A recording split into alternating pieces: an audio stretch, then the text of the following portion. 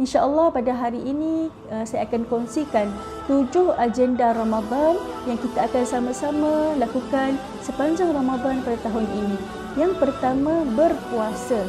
Kita bukan sekadar menahan lapar ataupun dahaga, tetapi kita ingin menahan nafsu kita, syahwat kita daripada melakukan kejahatan sepanjang Ramadan. Rasulullah SAW ada berkata dalam satu hadis, "Man shama Ramadan imanan wa ihtisaban, ghufira lahu ma taqaddama min dhanbi."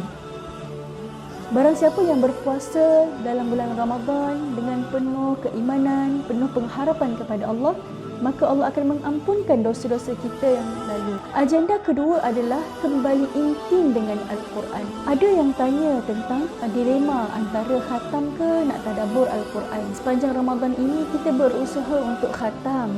Tetapi di sebalik kita khatam Al-Quran, kita perlu ada target untuk kita tadabbur Al-Quran. Beberapa ayat yang kita merasakan ia penting untuk kita praktikkan dalam hidup kita. Kita tahu kemampuan kita dan kita seimbangkan antara tilawah dan tadabbur Al-Quran. Agenda kita seterusnya adalah qiyamul lail ataupun tarawih. Dalam satu hadis Rasulullah SAW pernah berkata, sesiapa yang qiyam Ramadan dengan iman dan ihtisab, diampuni dosanya yang lalu. Jadi kita perlu manfaatkan waktu qiyamul lail yang mana Allah makbulkan doa-doa kita jika kita berdoa pada waktu qiyamul lail. Agenda keempat adalah meninggalkan kejahatan dan mencegahnya. Dalam satu ayat Al-Quran, Allah sebutkan dalam surah Al-An'am ayat 120, "Dan tinggalkanlah kamu dosa yang nyata dan tersembunyi. Kerana sesungguhnya orang yang berusaha melakukan dosa, mereka akan dibalas dengan apa yang mereka telah lakukan. Dan jika ini Ramadan terakhir, moga-moga ia menjadi Ramadan yang terbaik kerana kita telah meninggalkan kemungkaran yang kita telah lakukan selama ini." Yang kelima adalah membuat kebaikan dan mengajak ahli keluarga untuk membuat kebaikan. Kita perlu mainkan peranan untuk kita mengajar anak-anak untuk bersama melakukan kebaikan semasa bulan Ramadan. Sebagai contoh, menyediakan makanan berbuka bersama-sama, menyediakan juadah sahur bersama, melakukan tilawah Al-Quran, tadarus Al-Quran, tadabbur Al-Quran bersama-sama dan sebagainya. Kita boleh bersedekah makanan yang kita masak itu pada jiran kita. Kerana ada satu hadis Nabi SAW, Nabi adalah orang yang paling pemurah di kalangan semua manusia. Dan baginda pula lebih pemurah semasa bulan Ramadan.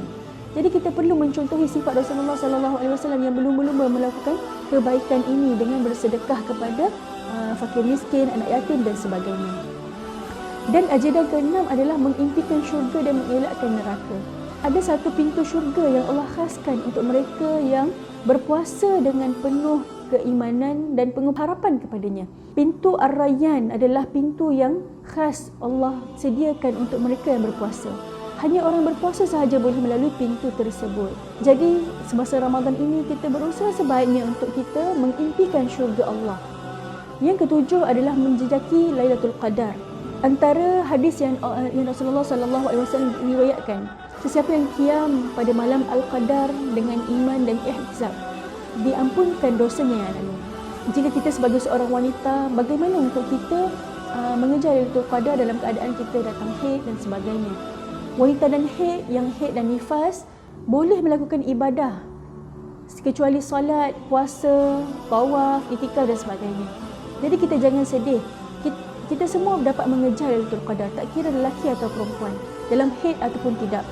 Kita banyakkan doa, Allahumma innaka afuwun tuhibbul afwa fa'fu anna. Yang mana doa inilah Rasulullah SAW mengajarkan kepada Aisyah radhiyallahu anha apabila datangnya Lailatul Qadar.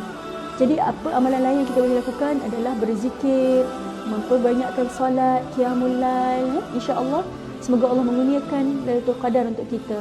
Wallahu alam, itu saja daripada saya 7 agenda Ramadan. Assalamualaikum warahmatullahi wabarakatuh.